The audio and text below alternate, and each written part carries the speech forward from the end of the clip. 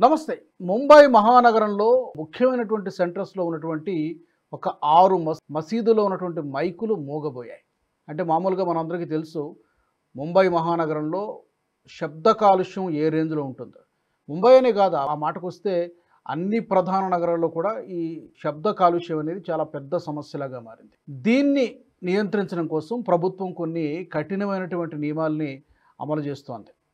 అక్కడ ప్రభుత్వం దీంట్లో భాగంగానే ప్రార్థనా స్థలాల నుంచి, అది మసీదులే కావాల్సినటువంటి అవసరం లేదు, మందిరాలు కావచ్చు, లేకపోతే ఏ మతానికి చెందినటువంటి ప్రార్థనా స్థలాల నుంచి వినబడినటువంటి ప్రార్థనలు ఏవైనా కూడా కొన్ని పరిమితులకు లోబడి ఉండాలి అనేటువంటి సుప్రీంకోర్టు గైడ్లైన్స్ కూడా ఉన్నాయి. వాస్తవానికి పగటిపూట 55 డెసిబెల్స్కి మించి ఉండకూడదు, రాత్రిపూట 40 డెసిబెల్స్కి మించి ఈ యొక్క సౌండ్ ఉండకూడదు. ఈ నియమాల్ని మహారాష్ట్ర ప్రభుత్వం చాలా కఠినంగా అమలు చేస్తోంది. దీంట్లో భాగంగానే ఈ 6 మసీదులు కూడా, మహీంలోని జుమా మసీదు, మినారా మసీదు, అలాగే నాగ్పాడా మసీదు, కుర్లాలో ఉన్నటువంటి బడీ మసీద్ అంటారు, అలాగే మాతుంగా మాస్క్ అదొకటి, చర్నీ రోడ్లో ఉన్నటువంటి మరొక మసీదు. ఈ 6 మసీదులు కూడా ప్రభుత్వ నియమాల్ని మేము పాటిస్తాం, శబ్ద కాలుష్యం పట్ల మాకు కూడా బాధ్యత ఉందని చెప్పి స్వచ్ఛందంగా ముందుకొచ్చి మేము ప్రార్థనలు చేసుకుంటాం, నమాజ్ చేసుకుంటాం, కానీ మైకులు మాకు అవసరం లేదని చెప్పి ప్రకటించారు. అక్కడ మత పెద్ద ఫహాద్ ఖలీల్ పఠాన్ అని ఒక అతను ఉంటారు, అతను ఈ నిర్ణయం తీసుకోవడం జరిగింది. నిజానికి ఈ సమస్య ముంబై మహానగరానికి ఒక్కటే కాదు, హైదరాబాద్లో ఇంకా చాలా ఎక్కువ ఉంది, బెంగళూరులో ఉంది, చెన్నైలో ఉంది. అన్ని ప్రధాన నగరాల్లో కూడా ఈ శబ్ద కాలుష్యం అనేది చాలా పెద్ద సమస్యగా మారిపోయింది. అయితే దీనికి సంబంధించి ఒక బీజేపీ నాయకుడు, అతని పేరు ఏంటంటే కిరీట్ సోమయ్య అని, చాలా కాలం పాటు పోరాటం చేశాడు. సో చివరికి సుప్రీంకోర్టు కొన్ని గైడ్లైన్స్ ఇచ్చింది. ఇది తూచా తప్పకుండా పాటించాలి. అన్ని మతపరమైనటువంటి సంస్థలు కూడా, కేవలం మసీదులకు మాత్రమే వర్తించదు, మందిరాలకు కూడా వర్తిస్తుంది, మిగతా అన్ని ప్రార్థనా స్థలాలకు కూడా ఇదే నియమం వర్తిస్తుంది. అయితే ఇప్పుడు ఈ 6 మసీదులు ఏ విధంగా అయితే ఫాలో అవుతున్నాం, మిగతా మసీదులు కూడా వాటిని ఒక ఎగ్జాంపులరీగా తీసుకుంటే బాగుంటుందనేటువంటి అభిప్రాయం వ్యక్తమవుతుంది. సరే, అయితే ఈ మసీదులు మైకులను అయితే బంద్ చేశాయి, కానీ మిగిలిన మసీదుల్లో కూడా ఇలాంటి నియమాల్ని అమలు చేస్తే బాగుంటుంది. అయితే దీనికి బదులు వాళ్ళు ఇంకొక కొత్త ఆలోచన చేశారు, ఒక యాప్ని డిజైన్ చేశారు. ఎందుకంటే ఈ మధ్యకాలంలో టెక్నాలజీని కూడా బాగా ఉపయోగించుకుంటున్నారు. ఒక అజాన్ అనేటువంటి ఒక యాప్ని డిజైన్ చేయడం జరిగింది. అది తమిళనాడు రాష్ట్రంలోని తిరునల్వేలికి చెందినటువంటి కొంతమంది సాఫ్ట్వేర్ ఎంప్లాయీస్ ఈ యాప్ని డిజైన్ చేయడం జరిగింది.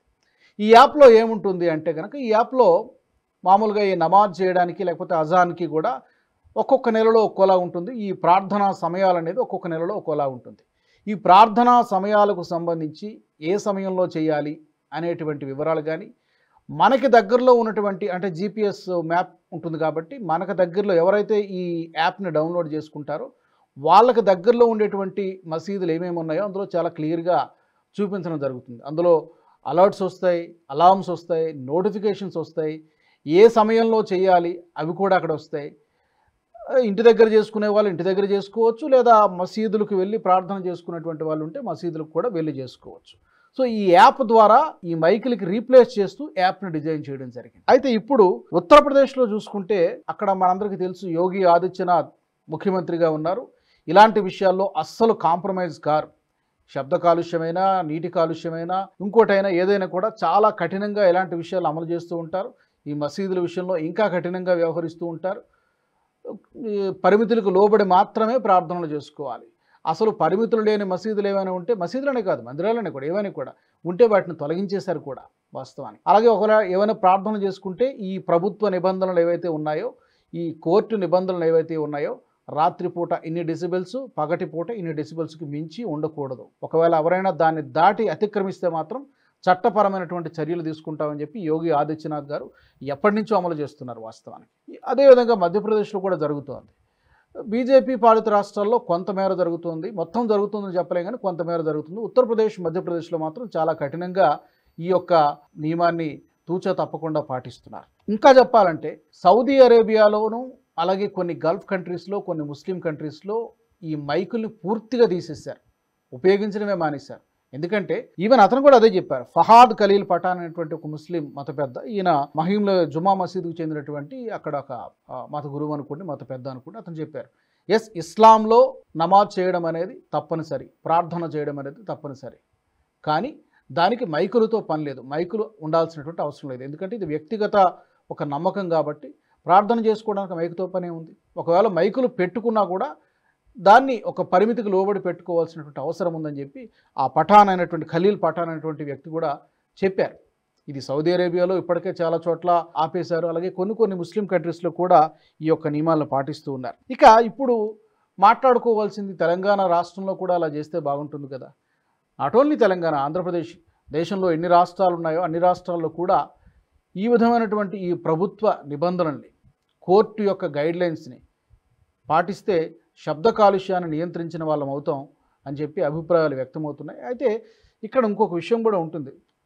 అక్కడ ఏ ప్రభుత్వం ఉంటుందో దాన్ని బట్టి కూడా దీన్ని అమలు చేసేటువంటి విధానం ఆధారపడి ఉంటుంది. మీ ఇలాంటి నిబంధన అమలు చేస్తే ఒక సామాజిక వర్గానికి కోపం వస్తుందేమో అనేటువంటి విధంగా ఆలోచిస్తే ఇది అమలు చేయడం కష్టమవుతుంది. బట్ అమలు చేయాలి వాస్తవానికి. అది తెలంగాణ కావచ్చు, ఆంధ్రప్రదేశ్ కావచ్చు, లేకపోతే ఇంకో అస్సాం కావచ్చు, కేరళ కావచ్చు, ఎక్కడైనా కావచ్చు, అన్ని రాష్ట్రాల్లోనూ కూడా ఈ నిబంధనలు అమలు చేస్తే శబ్ద కాలుష్యాన్ని తగ్గించిన వాళ్ళు అవుతాం.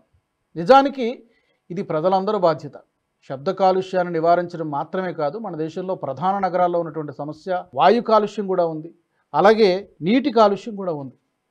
రోజు రోజుకు పెరుగుతూ ఉంది. ఎందుకంటే పట్టణీకరణ జరుగుతోంది, పట్టణాలకు ప్రజలు వలసపోతున్నారు కాబట్టి ఈ మూడు కూడా విపరీతంగా పెరిగిపోతున్నాయి రోజు రోజుకి. నీటి కాలుష్యం, శబ్ద కాలుష్యం అన్నీ కూడా పొల్యూట్ అయిపోతున్నాయి. సో ముఖ్యంగా ఈ వీడియోలో మనం మాట్లాడుకుంటున్నటువంటి శబ్ద కాలుష్యం గురించి మాట్లాడుకుంటున్నాం కాబట్టి దీన్ని నియంత్రించేటువంటి క్రమంలో ఈ ముంబైలో ఉన్నటువంటి 6 మసీదులు తీసుకున్నటువంటి నిర్ణయం నిజంగా అభినందించాల్సింది. ఎవరు చేసినా మంచి పని చేస్తే అభినందించాల్సిందే, చెడు చేస్తే ఎవరు చేసినా కూడా దాన్ని విమర్శించాల్సిందే. కాబట్టి ఈ యొక్క నిర్ణయం అనేది ముంబై మహానగరంలో ఉన్నటువంటి ఆ 6 మసీదులకు మాత్రమే కాదు, మహారాష్ట్రలో మొత్తం అన్ని చోట్ల కూడా దీన్ని మరింత కఠినంగా అమలు చేయాల్సినటువంటి అవసరం ఉంది. ఇంకా స్ట్రెస్ చేసి మాట్లాడుకోవాలంటే దేశవ్యాప్తంగా అన్ని రాష్ట్రాల్లోనూ కూడా అమలు చేయాల్సినటువంటి అవసరం ఉంది. ప్రజలకి కూడా బాధ్యత ఉంది. దానికి అనుగుణంగా ప్రభుత్వం కూడా సీరియస్గా దృష్టి పెట్టాల్సినటువంటి అవసరం ఉంది. ప్రభుత్వం సీరియస్గా ఒక నిర్ణయం తీసుకుంటే దాన్ని తప్పకుండా వాళ్ళు అమలు చేసి తీరాల్సి ఉంటుంది. యూపీలో ఎలా అమలు చేస్తున్నారు, మధ్యప్రదేశ్లో ఎలా అమలు చేస్తున్నారు, రాజస్థాన్లో ఎలా అమలు చేస్తున్నారు, అలాగే మిగిలిన రాష్ట్రాలు కూడా ఈ యొక్క నియమాన్ని పాటించాలని మనం కూడా కోరుకుందాం. మరి ఈ అంశానికి సంబంధించి మీ అభిప్రాయాలు కూడా మీరు కామెంట్స్ రూపంలో పెట్టొచ్చు. NHTV nationalist hub group of ఛానల్స్ని సబ్స్క్రైబ్ చేసుకోండి. జాతీయవాద జర్నలిజాన్ని ప్రోత్సహించండి. అలాగే మా దగ్గర నుంచి మీరు ఇంకా ఎలాంటి టాపిక్స్ని మీరు ఎక్స్పెక్ట్ చేస్తున్నారు, ఎలాంటి కథనాలు కావచ్చు, లేకపోతే ఎలాంటి చర్చా కార్యక్రమాలు కానీ మీరు ఎక్స్పెక్ట్ చేస్తున్నారు అనేది మీరు కామెంట్స్ రూపంలో పెట్టండి. తప్పకుండా మీకు అవి అందించేటువంటి ప్రయత్నం చేస్తాం. జై హింద్.